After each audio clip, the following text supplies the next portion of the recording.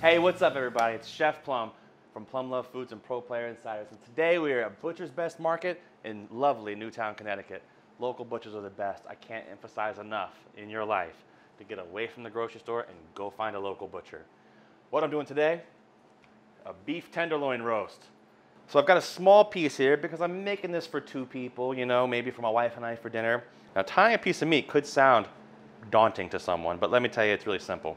You're gonna slide your butcher's twine under just like this. Fold it under once. Do it again, just one more time like this.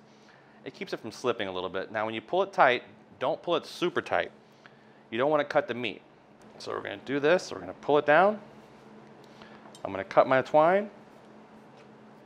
This is gonna be probably 2 ties in this piece of meat. So what we're gonna do, we're gonna season her up a little bit. I'm gonna put it on our pan here. I'm gonna put a little salt and pepper.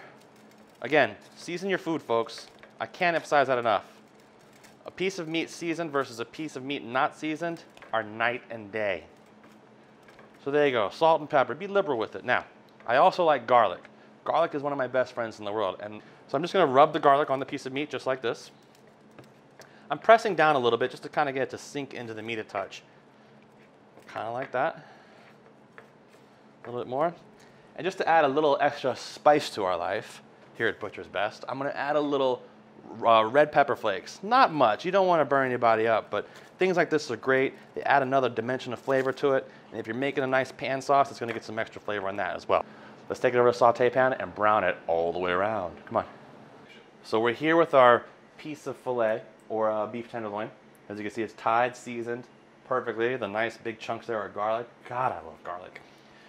A nice hot pan. We're gonna add a tablespoon of olive oil, half a tablespoon, whatever that much is. You just wanna coat the pan. They asked me to tell you guys amounts, but I don't know. All right, let's drop it right in and see how it sounds. Ah, angry snake. We're gonna brown this on all sides. As it browns on this side, we're gonna roll it and continue to brown on the other side. You can use tongs, or if you've been doing this as long as I have, I tend to use my hands and forget things are hot. You wanna brown both sides of the meat as well, not just on the outsides. You want to get the sides of it. So I'm browning that piece, and then I'm going to flip this over and brown this little piece here. So we're just finishing that, and you can see on the bottom of the pan something called the fond is forming from all the stuff that was in there. I'm just going to add about a tablespoon of red wine to it to pull that off for its deliciousness. So we're going to add a little bit. Going to get a lot of smoke there.